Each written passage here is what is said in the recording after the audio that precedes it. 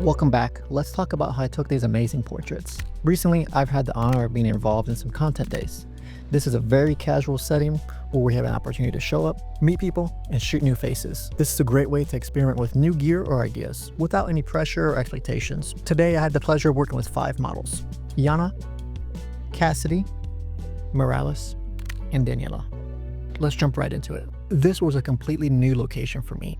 So what I like to do when I arrive is a quick walk around to envision new ideas or concepts. Something I also look for are sources of available light. I really like the window here in the corner. I'm really big on having inspo. This allows you to take a look at some ideas that may spark your creativity, and is a great tool to allow models to see your vision. Yana was more of a beginner model, so the inspo helped her understand the vibe we were going for. Every time I work with a model, I try to push them to be more creative and think out of the box. Often I'll see their work consists of the same poses. I like to try and open up their mind. I get a lot of questions about working with a beginner model, so here are some pro tips. First is to give them a simple scenario to play out. You don't want to overwhelm them with too much going on. That's why I gave her the chair here to start. Second is to give them a prop they can naturally interact with. This makes posing easy and organic. The third tip is going to come down to your ability to direct them and find the poses that work best for their body type. Yana did great here. We also did a few shots on film. Now let's get started with Cassidy. I like the really simple scene here with the all-white set and her gray dress. Something I wanted to experiment with was the difference between the flash and the natural lighting shots. I added the phone prop here to add some flair into the scene. Then I experimented with her to pose on the couch in a variety of ways. Check out some more photos from this set.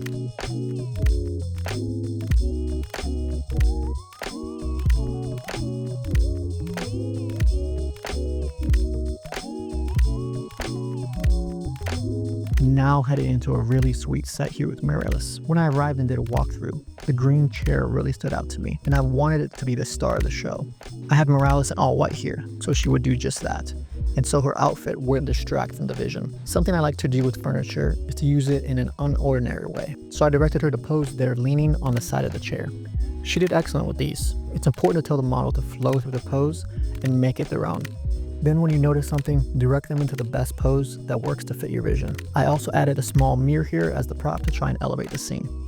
Continuing with the theme of using furniture the wrong way, I had her sit on the top of the chair. She did great mixing up the poses here. Then I gave her a book as a prop. As I say, if it doesn't make sense, it usually looks good. After a few shots, I had her put the book on the top of her head, then went along to try some different angles here. Now I directed her to sit on the chair sideways. I like this because there was a lot of options here for her to pose. I started with her leaning her elbows on the armrest and in a squat position on the chair. Next, I had her sit on armrest. This gave a bit of variety here, as it wasn't as restrained, and she could move her body around throughout the chair. We captured a variety here. And I shot a few on film. Now completing the day with Danielle. I knew 3 things would make this set great. 1 was the texture of the wall. I knew it would give the classy feel. 2 was a large picture frame. I knew this would be an epic prop. 3 would be the colors. We kept it simple with a black outfit, white background, and a gray picture frame. I started by having her hold the frame, almost as if she was a painting in the scene. This offers some really cool options for posing and framing.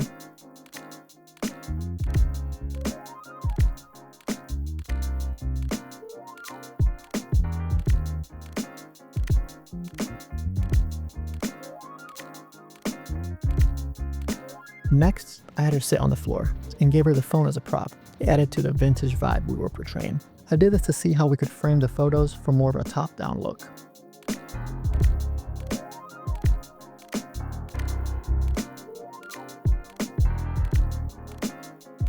Now I brought it back to the standing shots and had her leaning on the frame. I think this allowed her to move her body a bit more with some more pose options, and she did absolutely excellent with these.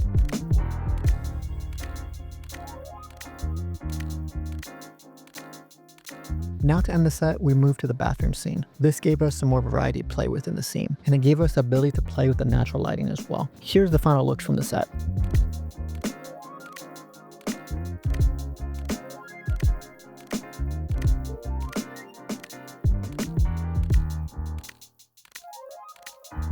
I also took some on 35mm, Instax, and FP100C.